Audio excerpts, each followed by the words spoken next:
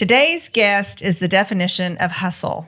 High school businesses, a YouTube worm empire, you name it, he tried it. Yep. And when he realized selling sketchy diet pills wasn't who he wanted to be, he flipped the script. That pivot, it became Hello Sugar. This business started in a 10 by 10 room behind a surgeon's office, and now it's a nationally recognized brand building $1 million offices. Brigham Dallas, owner and CEO of Hello Sugar, is here to share the grit, the risks, and how he turned a wild idea into an unstoppable movement. This is episode 105 of Unpredicted Entrepreneur. Welcome, Brigham. Sarah, Roxanne, thank you for having me on your guys' show. It's a pleasure to be here. We're excited to have you. We are very excited to have you. We love hearing origin stories, and you have an amazing one. You had all kinds of businesses when you were young. So we always like to hear how you got started with entrepreneurship. How did that entrepreneur bug get a hold of you? Just the quick story of this is I've always wanted to be an entrepreneur. I was 7 years old selling golf balls to golfers with my dad when I was young. I had an eBay quilt build business. And then when I got to college, I wanted a business more than a girlfriend. Like, it was like my obsession in life. That's like all I cared about. I just wanted a business. And worms is always something that people are like, whoa, like, what? How did you become like Dallas? I was Dallas the Worm Man. That's what happened. I had a YouTube channel. I had a pretty good following of people that wanted to know about worms. Like, I mean, I put on a redneck accent. So I'd be like, all right, today's channel, we're going to be talking about composting with these worms here. And I just make a redneck accent. I had kind of a mullet going at the time to like, be in character. I was all in on worms. Like this was like no joke. And the reason it happened, it was like raining one day, and then like the rain, I was walking and I saw a worm crawl across the ground, and I was so desperate for a business and I couldn't think of anything. I looked at that worm and I was like maybe. And I went on Google and I was like, worms, and like the things that came up were these like redneck composting. And I didn't know anything about websites at the time, but I knew I could do better than them. So I had school in the summer. I was in summer school, like at college. I dropped out of my classes and I went to the library 9 to 5. I taught myself how to code. I taught myself how to build websites, SEO, PPC. And then for the whole summer, I just built a website on worms. And I learned about composting. And then, fast forward like February, I'm like the largest distributor of worms in America. It was like the really craziest thing. That is amazing that you self-taught yourself. And then basically you said you did that in the summer. And then in February, there you were. So like less than 9 months later, you had this booming business. Well, and when you first said worms, I was thinking like fish bait. I wasn't even thinking composting. So I went down the whole wrong path. Yeah, Roxanne, there's a lot more money in composting than fishing. Okay. I get it. Yeah. So tell us how you evolved from worms to hair removal, and tell us a little bit about, we introduced the name Hello Sugar, but tell us a little bit about what the business is. Yeah. So I went through a path of just traveling. So that business allowed me to drop out of school, and I'd live on the road. So I lived out of a suitcase. I was living in Thailand. I lived in a bunch of different countries. And I eventually found myself doing online advertising, and that became my business for a decade. So I was selling things online, and I got connected with the company, found myself in Phoenix, and I was running their digital ads for this scammy, crazy diet pill that did not work. And it was so unethical. I hated it. Like, it's just not me. I was losing sleep over this. And I was like, I got to pivot. I got to get out of this. And so I was 25, 26 at the time. And I had a friend in Utah. She was complaining to me about how much she had to pay in taxes. And she said, oh yeah, I got to pay like $20K in taxes. And I'm like, $20,000, that's like a lot of money. Like, how much did you make last year? She goes, I think I made $100,000. And I'm like, this girl's not like business savvy. Like, this is like, she's doing this profession, and I've got all this like marketing skill. I was like, wow, this is really intriguing. Like, tell me more. And she said, well, I do $45 Brazilian waxes, and I can do them in 15 minutes, and I do 4 an hour. I'm like, wow, like you make more money than a lawyer. Like, I didn't know how much lawyers make. They make a lot more than, 180 an hour. But it was still like cool to me. I was like, how much is your product? And she's like, oh, it's like $2. I was like, this is amazing. And you have like no overhead, and you have this amazing business. And so I invited her down to Phoenix to like train an esthetician so I could open this one room studio in the back of this plastic surgeon's office, which was like a advertising client of mine. And it cost me $3,000 to open the first one. I mean, I had no idea what I was doing. He had all this equipment. I mean, I basically just bought some wax, trained the person, and built a website in a month. And I remember month one, I didn't know, and this is so embarrassing, the difference between a Brazilian and a bikini wax. I didn't even know. I had a business, and this was my business. I didn't know the difference. Wow. And so a little later, just jumping ahead some, the name had sugar in it. And so people were calling about doing sugaring, and I didn't even know what sugaring was. I just picked the name because I thought it sounded good. And so now fast forward to today, half of our business is sugaring and the other half is waxing. And then a small portion now is laser hair removal, but it was totally serendipitous. I had no idea what this would become. And if you told me when I was 25 that this would become a national empire, the fastest growing beauty brand in the nation, top 10 emerging brands on Entrepreneur magazine, I would have laughed you out of existence. Like I had no vision or grandeur of any of this. It's really like I'm still taken back by all of it. Yeah, and it's all happened rather quickly. I mean, if you go back to, well, I think, so going back to 2018 now is when you were teaching at a university, right? Yeah. And you were teaching business, right? Yes. Okay. Yes, that's true. And so your first franchisees were your students. So tell us a little bit about that. Yeah. So I had this, and I laugh at this too. Like at the time I was really just preaching the 4-hour work week. That was like my Bible, like Tim Ferriss, 4-hour work week.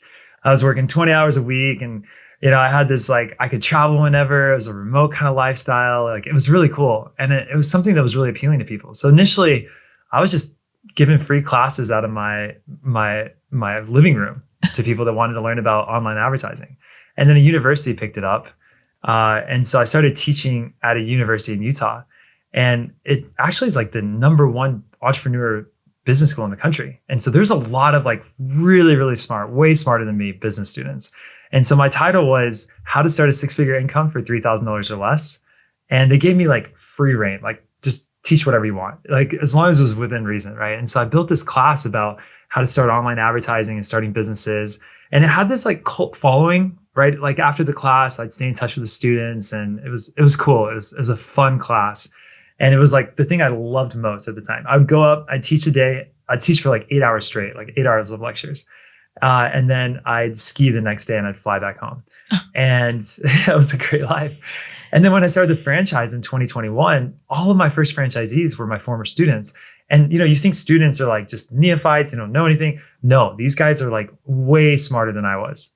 Very, very intelligent, very, very good franchisees, just out the gate, just natural knacks for business. And today, if you fast forward, most of those students are now the franchisor team. And so we as a collective are like building this company, and everyone has their own like experience and specialty. And it's really cool to see all the skill sets that are brought into this team. That one thing that I think is super unique about your brand is all of the corporate employees at Hello Sugar also are franchisees. Is that correct? Yeah. So we have 12 employees at the like full-time corporate level, and all of them are franchisees, all of them. And there's something about bleeding for the company that's really important to me. And I think inside the company, everyone jokes that it's a cult because we work like nonstop. Like this is like what we love to do. And we're on trips all the time together.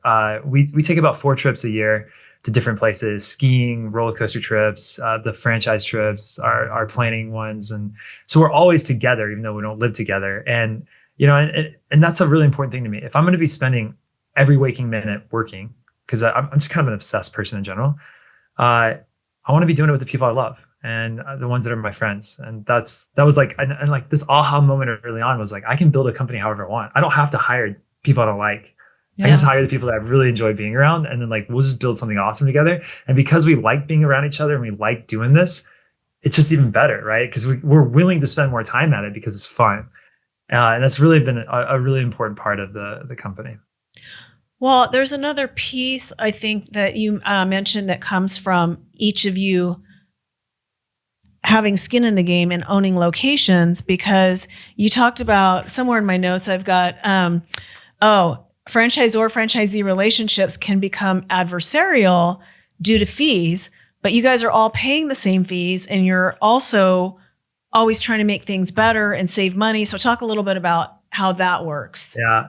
I had a conversation, and this was kind of interesting. So every year we do what's called an unconference. Unconference, because conferences aren't cool. Unconference is like we go skiing and snowmobiling, and then we spend all night and like the rest of the day just planning out the year, right? And it's really, it's amazing. Like I look forward to this trip every year.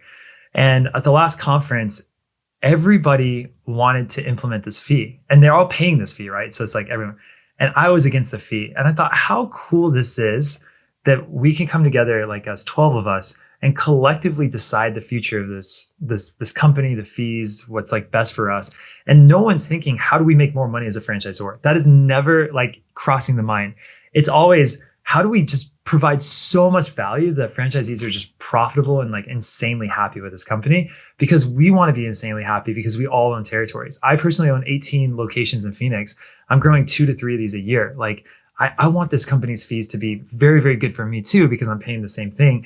And everyone's thinking like that. No one's like, as a franchisor, we got to make more money. It just naturally comes as like we grow and we continue to build a great brand.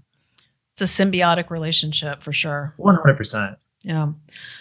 You have something else unique about your business. You are a brick and mortar. People come in to a location to get their services, but you start out smaller than that. So tell us what's unique about how your franchisees start out before they build a location. Yeah. So to understand this, understand my perspective first. Okay. So my first franchisees were all broke college students. Yeah. Right. So this isn't like a typical franchise. And my experience starting at 26 was also a fairly unsuccessful, didn't have a lot of money to my name, just younger kid, right? I'd spent most of my time traveling. I bought my first car at 26. Like I wasn't like wealthy. And so I had a 10 by 10 room in the back of a plastic surgeon's office. I grew it for 6 months. I matured my clientele. I seasoned my staff. I figured out my reviews. I kind of figured the business out when my rent was $600 a month. Yeah. And I didn't have the pressure of like, I have to spend a ton on advertising. These people are just sitting there. I got to hire way more people than I need. And it's just like, I'm like losing all this money. I didn't have that pressure. And then at about 6 months in, I booked I leased a space at a really nice shopping center, and I moved to the next space. And I brought all my clients with me. And I remember sitting there, I'd go there a lot. I'd put every piece of dollar I had in the bank. I downsized my apartment. So I went from like a nice apartment to like a 2-bedroom in like a not as nice area. My mom flew out to live with me for 6 months, and she worked reception one day and I worked reception the other day. I mean, this was like, I maxed my credit cards. I took every loan any bank would give me. Like, I mean, it was so scary. And I managed to save $120,000. And that was like, I thought in my head, look, it's going to take 6 months to build. If I save every penny I have, I can probably make it through to this next step. And I just remember going out there one day and thinking, oh my gosh, like if this doesn't work, like I'm dead. I'm so like dead in the water. And then I thought, wait a minute, I have a suite in the back of a plastic surgeon's office and no one can see it. There's no foot traffic. It's like really not visible. And if I take all the revenue from this suite and move it to this flagship, I can at least pay my rent. And now I have a beautiful place in a shopping center with like lots of traffic. How could I not do better than I did in the other place? And the first month we opened, we grew $10,000 in revenue the first month. Wow. And I just knew it was like a banger. And that process was what I did for the next 5 years. I built one more suite. I did it in like a salon suite. It's like think like WeWork, but for salons. Yeah. It's like 50 different salons, and you can you can rent a room for like $250 a week. It's really simple. And I rented one of those. And then I built another flagship. And so I would mature a location for a year and turn it to a flagship and then open another suite. And so 1 suite, 1 flagship, 5 years later, I've got 10 locations, 5 flagships, 5 suites. And then that's when I started the franchise after that. And it was a good business. And it was like, not risky. It didn't feel risky, right? Because the risk was like a very small amount of money for starting these suites. And so all of my franchisees in the beginning went this suite route. We didn't even talk about flagships. Make enough money, get profitable, you'll get a loan from the SBA, and then you can convert that into a flagship after. And that's digestible, that's easier, and that's way less of a risk or pressure to grow. And now what we do is something similar. You go to a location, you're up and running in 2 to 3 months. You build it, and if it takes you a year to build your flagship, you can get to profitability in the meantime, and then convert all that over to a flagship. And you're not scared about this $400,000 or $500,000 investment, or average is about $300,000. But you're not scared of a large investment because you've already taken the risk on the smaller investment in these digestible chunks. And proven to yourself that you can make it work. Yes. To me, that's brilliant, because so many people are waiting, to your point, 6 to 8 months, a year to get open and not able to generate revenue. And your model, they can start, they've already marketed their business and they have an established clientele, and then they're able to move into the flagship, already have revenue coming in, have the resources, like you said, have proven profitable to help the SBA feel more comfortable. So to me, it just seems like such a win-win and such a perfect idea for your services. So, and that really separates you, because I'm not aware of any other brands that start off that way. Yeah. Yeah, it's really cool. I think a lot of people love that it's like so low risk. Yeah. So it's hair removal. You said you do sugaring, waxing, and laser hair removal. And then now you're evolving into some additional services to create another stream of income. Is that correct? Are we allowed to talk about that? Yeah. Are we allowed to talk about it? Oh man, we're jumping ahead here, aren't we? Yeah, we are. I'll give you the 30-second thing, but we're in. So our clientele, I used to think waxing was just for young people. Let me back up. So our clientele are 20 to 40-year-old females. And there's another market in the med spa, which I thought was rich, 40 plus wealthy people. And it's not. It's actually our same clientele. And they're starting younger. People are doing Botox and services like these at a young age. And for us to convert a flagship that is Hello Sugar into a Hello Sugar, Hello Skin, which is a brand new concept. It's a sister company. It's in the med spa like space, but we call ourselves a skin clinic because med spas are scammy. We're combining these together, 3 more rooms, 1 more nurse, and the average revenue in the med spa space is 1.5 million. So imagine adding a couple $100,000 profit to that same store. And again, it's this evolution. You start in a suite, build the hair removal business, get a clientele, build into a flagship, and eventually you could open a med spa like service with this, and you have this entire class of clientele already coming in from the hair removal space into the med spa. But the reason we're jumping ahead is because I've launched this 3 months ago. It's a brand new concept for me, and it won't be ready for prime time for another couple quarters. Well, I just like the idea that, to your point, kind of what you were talking about with your team and your meetings or your unconference, you're always planning, how can we do better? What can we do better, differently to continue to support franchisees and help everybody be profitable. So I think it's very exciting, the additional revenue stream opportunities that could be available for your franchisees. That's kind of you. Thanks. Yeah, no, it's true. Evolving and growing. And, I always think of Blockbuster when we have these conversations, right? Yeah. It's like, I think just being aware of what's going on around you and how to get to the next level, and always thinking of your franchisees. And you guys are all franchisees. So, those collective minds are definitely always churning, I believe. If somebody wanted to get a hold of you to learn more about Hello Sugar and the opportunity, Hello Sugar is selling out fast across the nation. How would they get a hold of you? Yeah, and that's a good point. So, you can Google us. If you just Google Hello Sugar Franchising, you can find us. Sarah, Roxanne, you guys have an amazing group of consultants that would be happy to share with any of the people listening to this about Hello Sugar. But yeah, you're absolutely right. It is insane how fast this growth is. We started the year at 100 locations. We're going to end the year over 200 open locations. And this is the 4th year in a row that we've doubled in size. And so I expect next year to hit close to 400 locations opened across the nation. It's been really incredible, the movement that's happening here. So exciting. So if somebody is thinking about getting into the franchise business, they may want to be a franchisee. What tip would you give to maybe an aspiring business owner? You've obviously had lots of businesses yourself, seen lots of ups and downs. What tip could you share with folks? Yeah, I'm going to be transparent on this. I think a franchise that's less than 3 years old has a lot of potential. I look at the franchisees that started with me and Hello Sugar and they backed us. They're extremely, extremely well off and they've done incredibly well year one. But I think that's kind of a unicorn. It's so hard for a franchise to get off the ground and to prove. So there's a trade-off, right? A non-mature franchise, you get better territories, you get better opportunities there. A mature franchise, however, has what makes franchising so incredible, and that's economies of scale. So in Hello Sugar, for example, we're completely receptionless, meaning that you touch an iPad when you come in the door. There's no one to answer your call, any of that. It's all automated. It's all AI. We've outshored a lot of this. And the gist is my reception went from 12% of my revenue. Now it's 5% of my revenue. It's 7% cut off of the income. And it's a better service. It's an absolutely better service for the customer.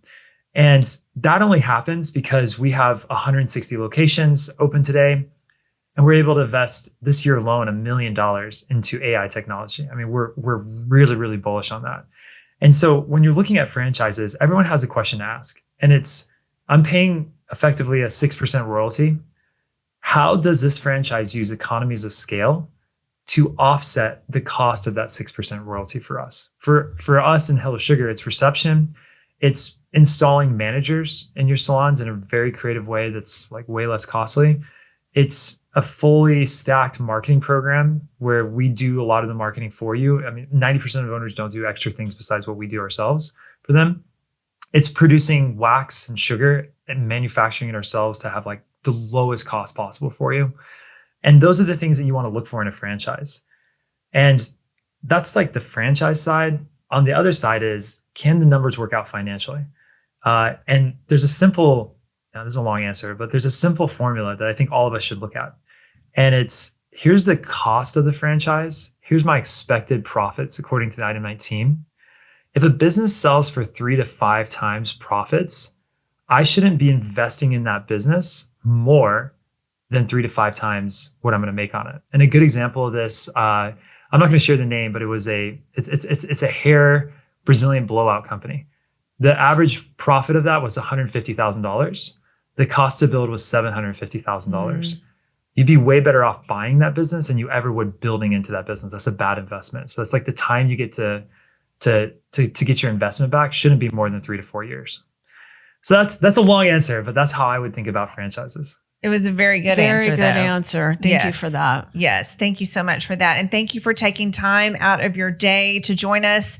We know you are busy at a conference and you set aside time to share your experiences with our listeners. We are very grateful for that from you. If any of you want to learn more about franchising, please click on the link below in our description. You can find some helpful resources there, as well as the contact information for Roxanne and me. So thank you so much for joining us today, and we hope you all have a great day. Thank you.